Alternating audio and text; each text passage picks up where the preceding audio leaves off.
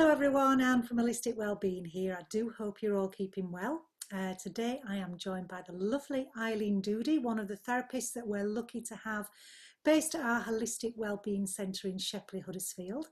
Eileen is a practitioner of CranialSacral Therapy. I'll put my teeth back in. Reflexology, aromatherapy, Indian head massage, and as I've later found out, Eileen uses Australian bushflower essences to support her therapies should the need arise when she's doing treatments. And that's one of the reasons that we're having that chat here today.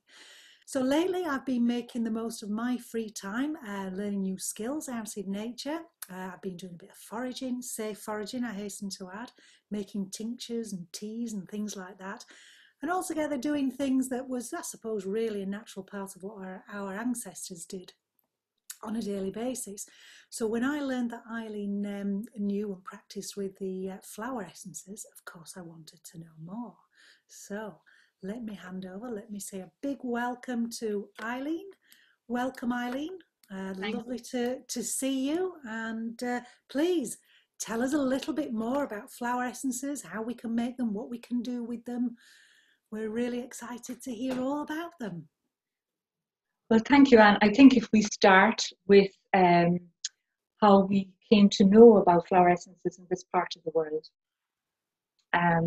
It was Dr. Edward Bach, who was a Harley Street physician.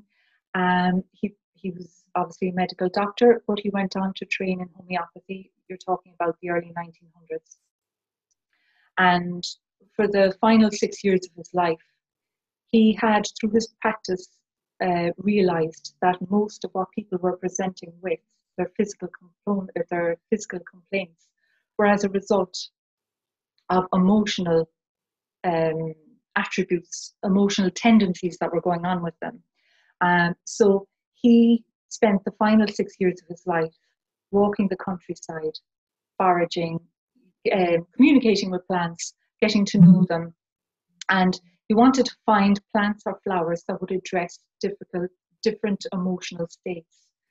And he was a very spiritual man, very psychic man, and he used to take on the emotional state that he wanted to address. And he'd walk and he'd communicate with the plants, and he'd put his hands over the plants. And this is how he actually got to find out which plant addressed which emotional state. So he spent 6 years doing that and making the essences and documenting that. That's how we've got to know about them. But actually, healing with flowers and flower essences is a very ancient path. Tribal cultures would have eaten the flower whole. They would have taken the dew off the flower and used that as a medicine. And even if you go back as far as the Aboriginal peoples in Australia, they would use the flowers in certain rituals and ceremonies. They'd actually use the flowers during the birthing process. So the Aboriginal mother would actually go out into the bush, she'd dig a hole, and she'd line the hole with the flowers from the boab tree, if it was in flower, obviously, and she'd give birth into that. And interestingly enough, the boab flower in Australian bushflower essences is used for ancestral healing, for releasing karmic ties to your ancestors, ancestral patterning and programming. It helps all of that. So that was a very wise thing that they were doing right from the beginning. So yeah, I don't know, does that explain some of it? Yes, it's fascinating. Just amazing, isn't it? The whole concept of how we seem to have forgotten about this wonderful planet of ours, the nature that surrounds us, and all these things that can help, and we seem to have turned away from that. And it seems to be now, though, that people are coming back into it and starting to learn more. I'm fascinated because there's different flower essences, as in different, I don't know whether you'd call it brands, but you use the Australian bush flower essences. Is there a particular reason why you favour those at all? Well, when I started using them personally, way back in the 90s, I was using the Bach essences. And in some instances, I was having dreams about the particular trees that I didn't know it at the time. I'd have a dream about a tree, and I'd try and research this tree, and it was a Bach flower essence, so I'd start taking it, and I found them really good.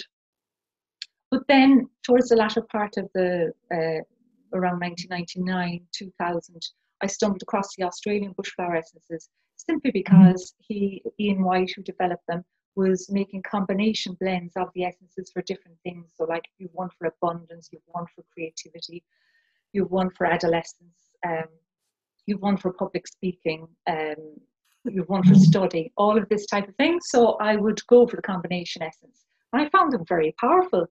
And luckily, Ian White actually started coming to West Cork, and he started teaching. So I went along to some of his trainings, and they were pretty amazing. I found them really mind-blowing on lots of different levels. He's a brilliant disseminator of information, and his whole being, you know, everything about him. I just found the whole thing mind-blowing.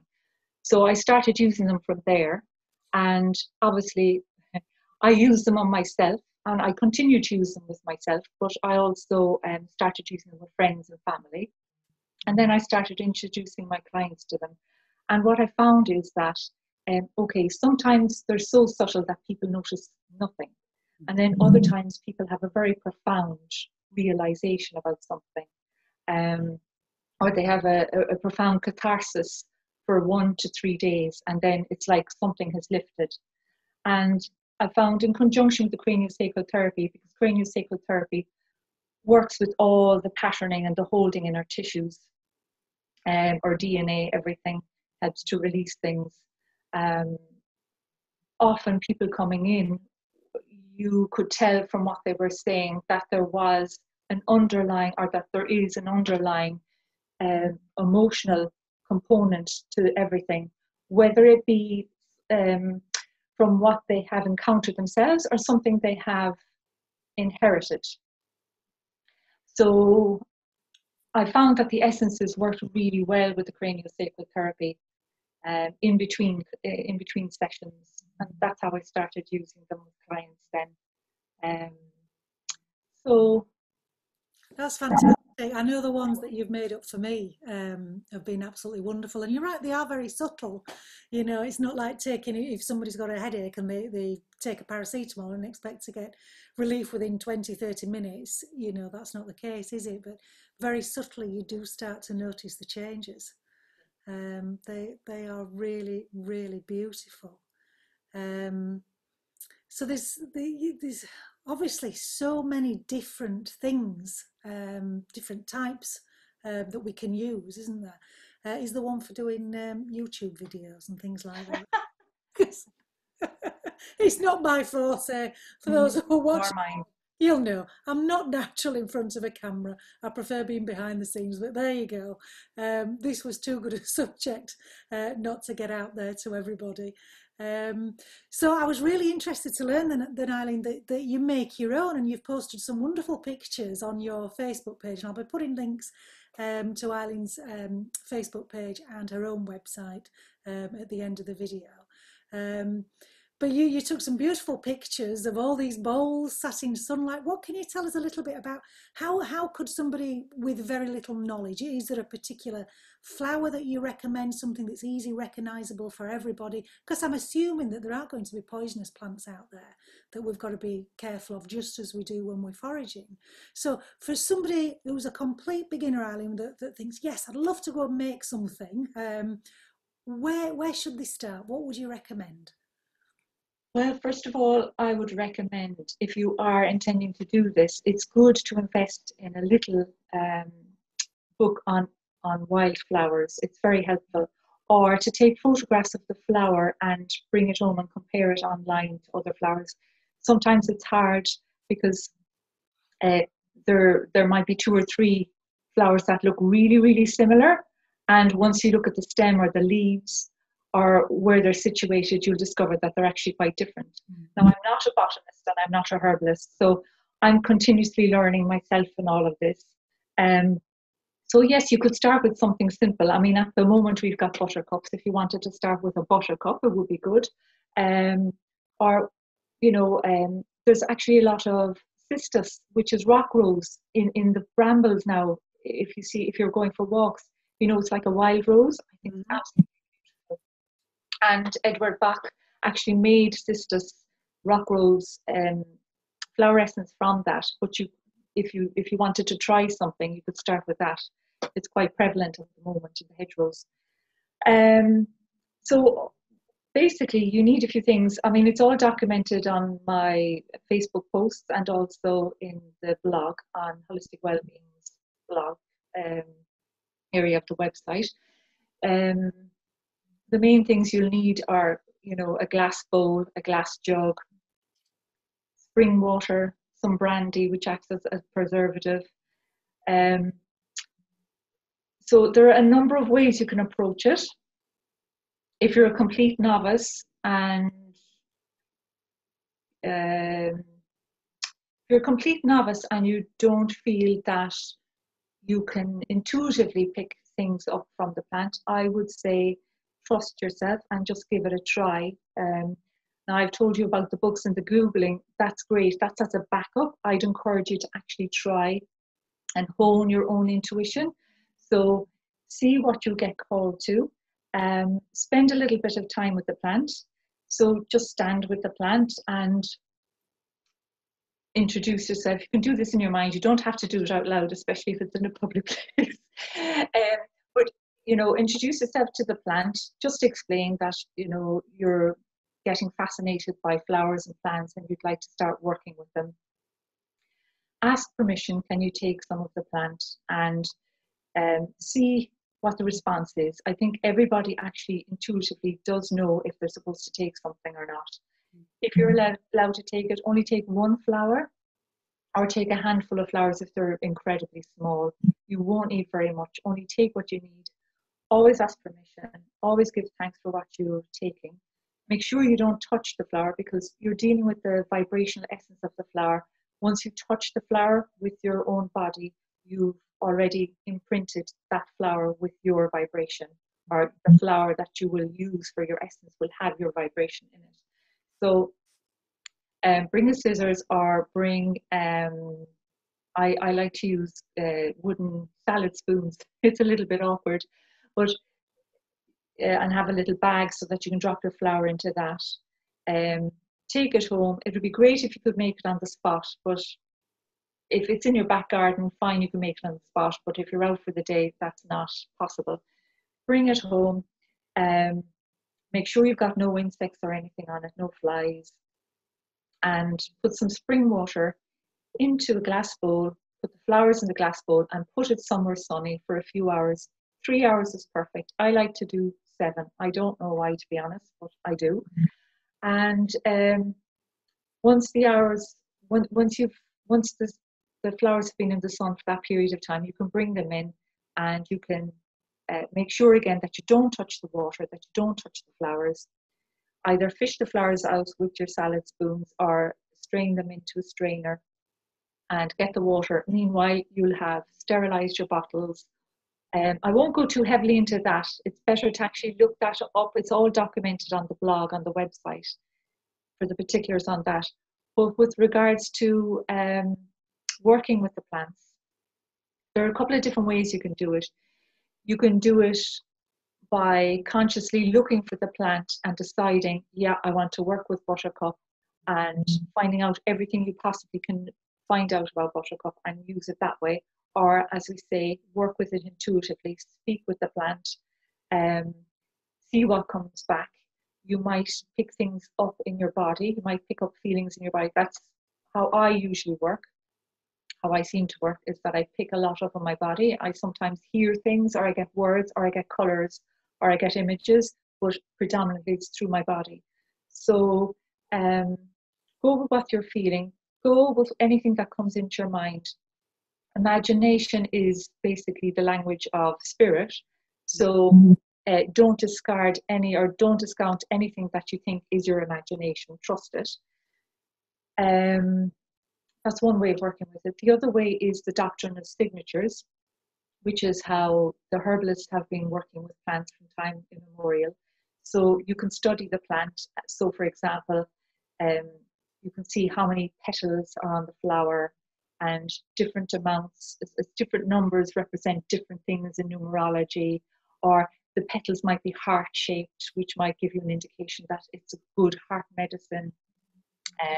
Lungwort, for example, was called lungwort because the leaves look like lungs. So sometimes the leaves of the plant, or the roots of the plant, or the flowers of the plant will look like a particular organ of the body.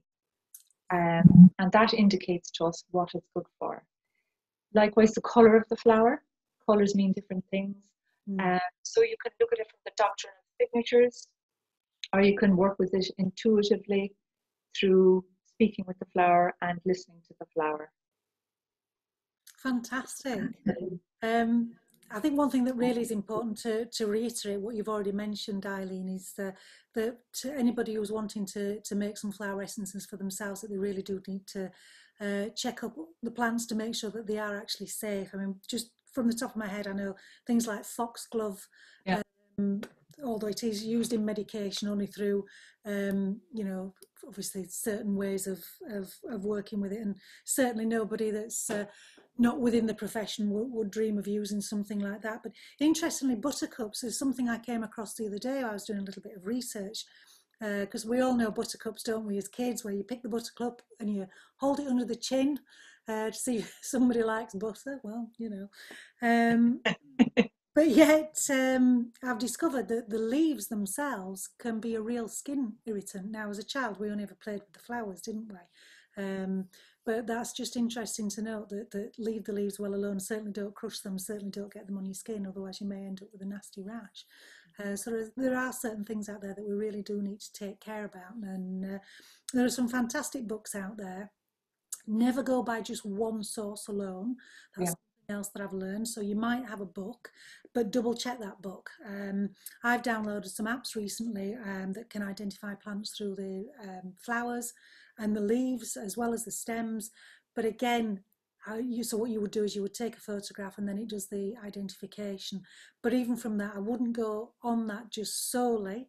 I would then cross-reference with any books, the internet. There's some brilliant websites out there, you know, so, but I really, you know, I can speak on behalf of Eileen to anybody who's watching to say, please really do check first that what you're going to be picking. And again, Eileen's mentioned pick responsibly. You only need a little bit, you know, so yeah, there is research out there to be done as well. So I know everything's already on our website, and again, I'll be putting links on there for people to have a look at, to do a bit more study into that. Spring water. Am I assuming that we would buy spring water, say, from the supermarket? And if that's the case, are we better off buying stuff in glass bottles rather than plastic bottles?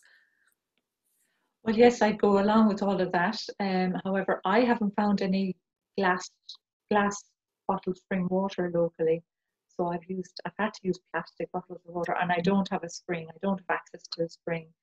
But if you have access to a spring, sometimes people have their own pump in their own garden, depending on where they're living. That water should be fine once it's not interfered with. Yeah, I mean, would you recommend in that case? Pardon? Would you recommend boiling the water first? No. In that case, no. No, I wouldn't. I'd stick with the spring water. Yeah. I mean, we could go into a whole sideline here, because sometimes people say that the spring water that's in bottles is actually out of a tap up the country somewhere. So springs. who knows? But I suppose that's what I have learned, and that's what I kind of stick to. So I use bottled water, and obviously the brandy acts as a preservative. So, you know, when you're making your essence, your mother tincture, it's called your mother essence, your bottle would be half filled with brandy and the rest then with your spring water with the flower essence in it.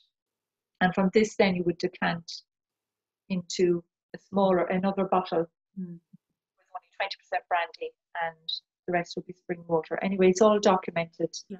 Brilliant. Just something that's come to mind on that while I've been doing my own research on things is that obviously there's going to be some people out there that aren't going to be able to take alcohol. Now, some of the tinctures I've been making, you could use vinegar as a substitute. I know it does say, I've not used it myself, it does say that it would obviously flavour the water, you get the taste of the vinegar rather than the brandy. Can you use something like that with the flower essences for people that aren't able to use alcohol? Well, I haven't tried that, but I wouldn't discount it. The only thing I would say is it may have a shorter shelf life.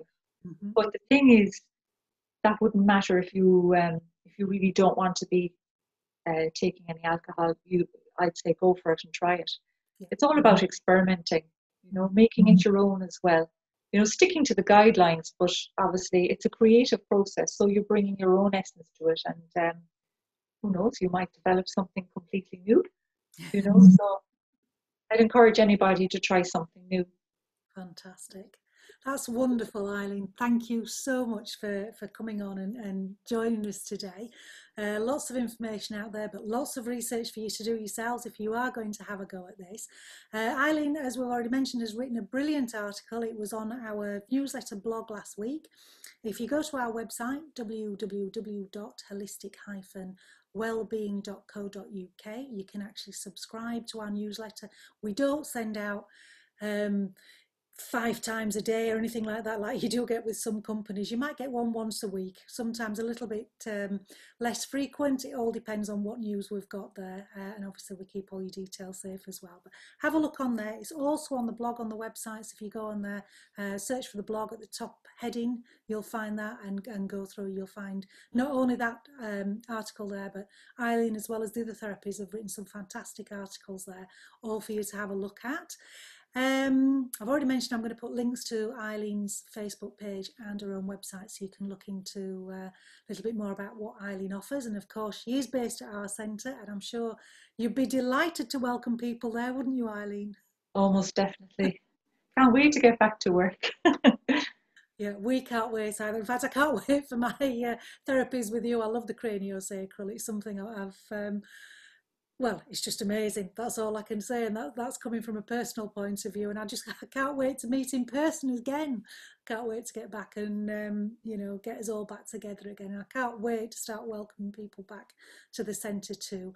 Hopefully, we're going to be able to reopen, certainly for one-to-one therapies, beginning of July, around about the 4th of July. Information will be on our Facebook page as well as the newsletter, and no doubt on the website. In fact, we will be singing from the rooftops when we're able to reopen and get back together again. Okay, have you anything else to add, Eileen, at all? Just to say a good big thank you to you, Anne, for having this interview, and looking forward to seeing you on the 4th of July, hopefully, or just about around then anyway. Fingers crossed. Thank you so much, Eileen. Thanks, Anne. Wonderful to have you on. Hopefully we can do a few more of these. I'm sure people find them interesting, to say the least. I know I certainly do, and I just like talking anyway, not particularly on screen, but I do like to have a good natter. So thank you for watching. Thank you once again to Eileen. You've been watching Anne Halstead from Holistic Wellbeing, based in Shepley, Huddersfield, and you've also been watching the delightful Eileen Doody, who is also based at the centre. So we're looking forward very much to welcoming you all to the centre in the very near future, and in the meantime, I'd just like to say take care and bye for now.